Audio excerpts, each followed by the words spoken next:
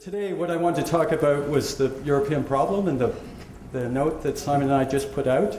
I think I'll start off by talking about the good news. The good news is Simon and I have been working on this issue since 2008, and it's still an issue, and the Eurozone is still together, because it's always been a question as to whether it would be together. Also, if you take over the last 2 years, despite what is a horrendous situation in terms of bad capital inside the banking system and governments that are very indebted, there's been no default. I mean, today we may find out there will be a default in the next several days, but they say it'll be a very brief default of the sovereign. For the banks, I mean, the Irish really want their banks to go in default, but they haven't gone into default. So it's been a situation where they've avoided default so far, and there's a reason behind that. The other good news is the European banking authorities did complete, again, another stress test, provided a wealth of information about the banks. Some of them were healthy, some of them were not. They concluded 8 were not healthy. And then the other thing is that, and the most important for this whole problem, is that Europe is growing quite fast. We all know Germany is growing. Until recently, Italy was growing reasonably well. Some of the periphery was not. The core is growing faster, the periphery less. But all of Europe is slowing down at the moment, so something to watch out for. Now, let me go on to the bad news, and I'll just try to click on this. The bad news is that chart there. I work I still work in finance too. That chart looks very worrisome to me. It's a chart of the CDS spreads, credit default swaps, for a number of countries in Europe. And so it's a logarithmic scale. If you did it in a normal linear scale, it would look like it was, some of them were shooting up to the moon. But you can definitely see there that there's a trend upward. And that trend's not broken. We have every once in a while something goes on, it shoots up, and then today's one of those days you have something announced to package various things, the default swaps go back down, and then they start their gradual trend up. You also see Europe dividing. The black line is an average index across Europe. So you can see there's some countries up above and others down below, the Germanys, Netherlands, etc., Finland, which are staying fairly flat. But overall, this is not a problem that's going away. It's a problem that's getting worse. We hear about bailout package, various things after various things, but the problem's getting worse. Now, I mentioned that the banks have been stress tested. They got a lot better this year from last year in the stress test, but you would not see that from the CDS for banks. I've got on the red line here the subordinated financial CDS across Europe, which is subordinated bank debt. You can see it's almost near its previous highs right now, and definitely trending up gradually. And the same thing with the blue line, the seniors. Now, the seniors are guaranteed. I mean, the ECB is very, very determined, for reasons we'll come on to, that they do not want those things to default. But the markets are not confident like that. They're putting roughly a 1.5%, 2% chance each year of a default on average there. And then this is probably the most worrisome. This is Italian bank CDS, again, since 2007. They start off at nothing. We'll talk about why they start off at nothing. And then every once in a while we have a fear, and the latest fear for Italy was the biggest fear we've had. But again, the same thing, a trend upward and very high risk of default priced into these. So all these things make me nervous. Something that you don't see and that doesn't come out in data is liquidity in asset markets. And last week, in particular, was a very bad week. Italian debt, French debt a little bit, Spanish debt became very illiquid for a while. The CDS went up, the bond prices fell, it became very illiquid. If you're a big fund manager and say you own a position of Italian debt, often you'll have restrictions on what you can hold. It has to be certain quality, etc. If you've got an index, there's also liquidity restrictions. You have to be able to sell it out within a particular period of time. When debt of the size and importance of Italy becomes illiquid, that's very scary. If you have a billion or 2 or 3 billion euros of debt on your balance sheet, and you think, actually, I used to think that took 4 or 5 days to sell, now it's going to take me 20 days, or at times when there's stress and I might want to sell it will take 20, you then say to yourself, long term, I've got to reduce my position in that Italian debt. And that's the type of thing that makes people nervous about this spiky performance. If CDS keep rising and the liquidity gets worse, you get very, very nervous. And that I think, inherently is why we should all be concerned now about what's going on in Europe, because generally the picture is not getting better. Now, the hope is that the troubled countries and the troubled banks will repair themselves over time. And that is very possible. And if that's the case, over the next several years, governments will move to budget surpluses, banks will recap themselves, and we'll see things getting better. But so far, that's not what we're seeing in the data. So what I'd like to do then is start out with probably the most important argument that we make in this note that you have. And it's about the nature of why we have contagion in Europe. Some people argue, and someone was just saying one of the peripheral countries itself was here, the Treasury people arguing this, that contagion is related to Greece. That there's a lot of uncertainty related to Greece right now. If you could just get Greece out of the issue, risk would go down in the markets, risk premium would go down, everything would settle down. I think that's truly very, very wrong. From a logical point of view, why would that be the case? Greece is a small country, obviously. Doesn't add much into European GDP. Mr. Trichet tells us that constantly when you ask him questions about it. Even if you have Portugal and Ireland, it's just not that big. There's something else going on which makes Greece very important, even for Bank of America's CDS, which somehow starts to go up and correlate with all these other movements. And the fundamental reason for that is that markets and people are growing to realize that in Europe, they're going to change the rules of the game. The rules of the game for the last years that the euro has existed, since 1997, are that there's no private sector participation in restructuring, that there's bailouts, more or less always. There's been a few examples, but very, very few. It's a bailout society, right? It's built up debt under that regime of bailouts. People have made all their decisions about where their portfolios are, about what debt they've issued, about the structure of their balance sheets, about the risks they want to take, about how they'll place their pension funds, et cetera, for the future, under that regime where you expect to be bailed out in the financial sector when things go wrong. Same thing in the sovereign. And when you have that belief, of course, you can build up a lot of debt. And that's the moral hazard in the system. Now, it's very, very reasonable that that should not be the system, right? It's very reasonable to think private sector should pay part of the cost. That's what Germany is arguing. And that would be a very different system were it to happen. We wouldn't have the same structure of debt if Germany gets its way and we move to a system where the private sector is going to always pay whenever there's a bailout. And today actually may be the day that that is the case, because we've learned today that the private sector will be participating and accepting haircuts as part of this restructuring, although it may not be coercive yet. But in any case, in countries in the European zone, or the Eurozone, that was the case. You had moral hazard, you had this ability to build up debt, et cetera. In the United States, we definitely have this moral hazard. The Fed prints money, backs up banks, et cetera.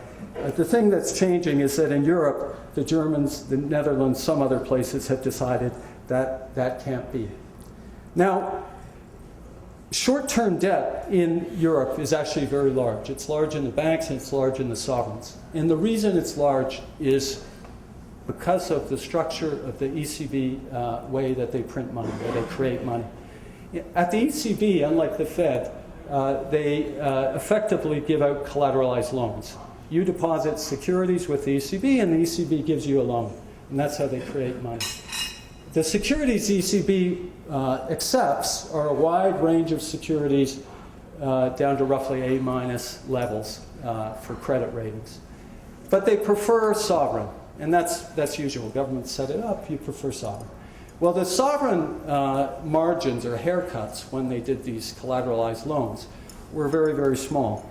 For a 10-year bond, say in 2005, the rules changed slightly, but take 2005 rules, a 10-year Greek bond required a 10% haircut. So you could go to a 10 times leverage if you bought a 10-year Greek bond. In the Greek banking system, there's no capital required against that, so you could really leverage up your balance sheet with no risk, no apparent risk. That was good. That created a lot of demand for Greek debt and made it very liquid, right? Debt that never would have been liquid without that system. The shorter term debt had even lower haircuts. It went down to 0.5% for under 1 year. So you could leverage up 200 times for the very short-term debt. So a bank could go buy short-term debt from the Greek government, leverage it up with the ECB, collect the spread between the cost of the ECB money and their money, and get roughly 200 times that spread once they're finished the leverage. So it was a system which incentivized the buildup of a lot of short-term debt, and that was the result of it. It did build up a lot of short-term debt. And so the next chart just shows you levels of short-term debt around Europe. And what I've done here, what we did was take the amount of principal that has to be rolled over for each country from now for 12 months, and then added in the deficit that roughly needs to be financed with additional money. And so you can see, and then we've expressed it as a percent of GDP. So you can see on the right, Greece needs to raise about 35% of GDP over the next 12 months. Of course, they're running a budget deficit. There's no way they raise that from their own resources. They have to raise it from markets. How did they ever get in that situation? It was just a situation where moral hazard was believed to exist. But going right across, Italy, it's over 20%. They have around 50 billion euros, I think, in the next 3 months. Portugal, France, Spain, everybody has a lot of short-term debt. If you had your own central bank, it would be simple, right? But you don't have your own central bank to refinance it for you. And so if we move to a moral hazard regime where we take haircuts whenever these things fail, you would never expect to build up such large amounts of short-term debt. So what is being said? Well, what's being said as of today and in the last couple days is, or the last month or so, as the message has changed out of the Germany in particular, is that if you own a bond in Greece, and let's just say in any country which is running into a serious financing problem and public funds need to be put in, then there has to be a sharing of costs, a sharing of the burden between the private sector and the public sector. That sounds very reasonable. But you've changed the instrument of the bond. The bond used to be a bond that always paid and gave very, very little interest. Now it's a bond that pays contingent on you being able to refinance yourself. And that's the issue, right? Greek bonds now are about to be restructured for the banks because they were ex post changed to be contingent on Greece being able to refinance itself. What about Ireland? What about Portugal? What about Spain? What about Italy? All those countries could have real trouble refinancing their debt in the future. Is every bond in Europe now got this clause attached to it which says you take a haircut if this country has difficulty refinancing itself? And if that's the case, all these countries have way too much short-term debt. So as an investor, you look at that and you say, that's an awfully dangerous thing to be investing into. I get very little interest, and there's this chance that I'm going to have to take a big haircut. So just to give you an example, what would you have to pay on Italy to make things simple? Italy has a lot of debt to roll over. I know there's this contingent rule out there. I'll just wave my hands in the air. I'll say there's a 10% chance over the next year Italy will have trouble refinancing itself. And I can think of lots of reasons why. One is Italy's economy is slowing down. I mean, their PMI numbers say the economy's already starting in a recession. Maybe that's not right, but it's slowing down. Politics. Who knows what's happening, right? There's Berlusconi there. He may go to jail. There's lots of things you can think about in Italy that would make you very nervous, expecting them to be able to refinance. And we haven't even thought about what Mr. Schäuble might say next, right? Because he's got a way of shaking things up in the direction he's going. And then we've got the Irish, because they would like to default. So you've got all these issues, external and internal, that will impact you. 10% seems, a very conservative estimate, and certainly something you should think carefully about. Well, if there's a 10% chance you get restructured and then you get a Schäuble-type extension for 7 years and the markets fall a little bit, you need 3-4% extra interest. on your bond to justify buying it with those fairly conservative assumptions. Well, add 3-4% to an Italian bond, 120% of GDP in debt, keep doing it for a few years. That place no longer looks very good. And then think about the banks who rely on the sovereign. Their interest rates go up. They also have a lot of short-term debt. That doesn't look very good either. The whole thing starts to feel like a bit of a house of cards. And you think they should have a lot less debt if we're going to have a restructuring regime. And that's exactly the case. They should have a lot less debt if we're going to have a restructuring regime. How do we go from banks and sovereigns all having a lot of short-term debt, now being told, the investors being told, you own those bonds, but actually maybe we'll restructure them. You got to go to a whole new regime, and that regime should have less debt, and it should be spread out over a long time, so that we can be confident every year you can roll over that small amount that needs to be rolled over, not these very big amounts that need to be rolled over here. So that is the first point of our paper, is just to say the structure of debt in Europe is very wrong for the regime that Europe is trying to create, and going from here to there is going to be very, very difficult. Now, the second point I want to bring out is something else that's a bit more hidden that's going on that helps think about the evolution of all this. All of us who have seen defaults in emerging markets understand what happens, especially in fixed exchange rate regimes. You get a run on the banks. People try to get their money out of the country. Reserves are lost, and eventually, governments throw up their hands. They didn't want to default, but they have to default, and then they default. Why is that not happening in Europe?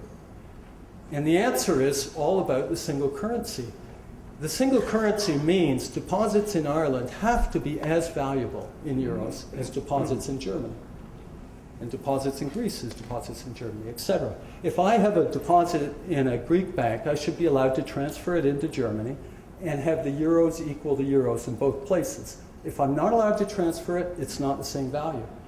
So you have a payment system that's run by the European Central Bank that does that. It makes sure that all these transfers occur, whether it be for trade, for capital flows, all the rest. It does it very, very well. Every day they do all the transfers. Believe it or not, there's a lot of money leaving Ireland, Greece, and to a lesser extent Portugal, and it's very big amounts of money. Ireland has lost, I think it's around 50% of GNP in deposits over the last 2 years. Greece has lost around 25% of GDP over the last 2 years. And you can see where this money is going. This shows you the payments account balances, which is a stock. Okay, it's a collection of all the flows over time for the different countries in the Eurozone. And a positive number means you have a claim on everybody else, and a negative number means you have a debt to everybody else. And the very last one there, GIPS, is Greece, Ireland, Italy, Portugal, Spain. It's a bit rude to put Italy there because they don't have that problem, but it's an assumption that they may have it, given where their banks are going and given that CDS chart I showed you. But you can see, and this to me is one of the most shocking things, and Hans-Werner Sinn at the IFO Institute is the one who's really made this apparent to everybody. Germany has a claim now of 326 billion euros that's really risen up from late 2007, early 2008. It was zero back then, up till now. Mainly on the countries in trouble. Right? This is the bailout mechanism that is truly the operational bailout mechanism in Europe.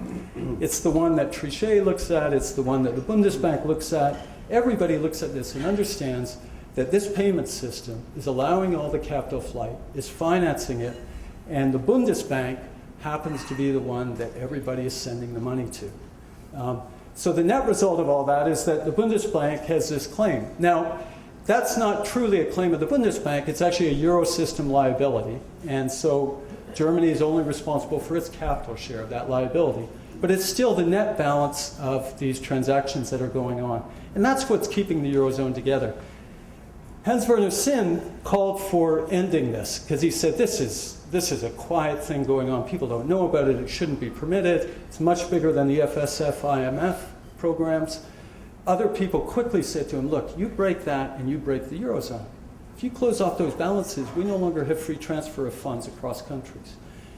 On the other hand, these countries cannot pay that back. What it really is the central banks of Greece, Ireland, and Portugal have claims on their own commercial banks who lost deposits. Those commercial banks have mortgages, loans, all sorts of things. Eventually, if that money's repaid, maybe a lot of that will go back to Germany and repay it. But that's what's going on. The capital flight gets financed quietly. When we hear about the EFSF, like today, et cetera, that's a smaller amount. It's fiscal. It's going to replace some of the balances here, but it's different. And I think this is very important for understanding the Bundesbank's point of view. They don't want this to keep growing, right? They would like the moral hazard regime to come back and be in full place. If it were back in full place, then you wouldn't have the buildup of these balances. Money would stay in the banks in their own banking systems. If, on the other hand, people start getting scared because they're just about to give haircuts on Greek banks, so commercial banks in Europe say, we don't want Italian bonds either, and we start getting outflows from Italy, we could see the Italian numbers get very, very big here. And right now, the trend is still up with all of this, like with the CDS. So that's where we are. I guess there's really several things that can be done. One is you can certainly see. Let me end off with one last thing. I talked early on about the idea that if you had a 10% chance that Italy would have trouble rolling over its finance in the very first year, in the next year, that you would then want a certain premium on the bond. Right? And I mentioned that if you want that premium, 3 or 4%, it's very hard to imagine Italy actually survives, right? If it continues for a long time. That's too big a premium. That leads you to say, well, actually, 10% is not the right number. It's 80 or 90% chance this is going to happen, right? There's a corner solution here. Either it doesn't happen or it does. But if you tell me it's 10, so many people will sell bonds, it's going to be a lot higher. And that is all about how you solve this problem. You've got to if you want to have the moral hazard regime come back, which is the kick the can down the road policy, you've got to get that 10% chance down to almost zero. Small tail probabilities with a very bad event in a leveraged system blow it up. It's something very unintuitive to people. Very often you think, well, that's very unlikely to happen. But if it does happen and it's a leveraged system and it's bad, it will blow it up. And if there's a reasonably small probability, it may blow it up just because that probability itself is inconsistent with survival of a leveraged system. So that's where Europe is today. I think it's inconsistent with survival of a leveraged system where they allow for these write-downs of debt. And so something needs to be done. Either you need to have big restructurings, or maybe you need to resume the moral hazard regime, et cetera. But Simon's going to talk all about that.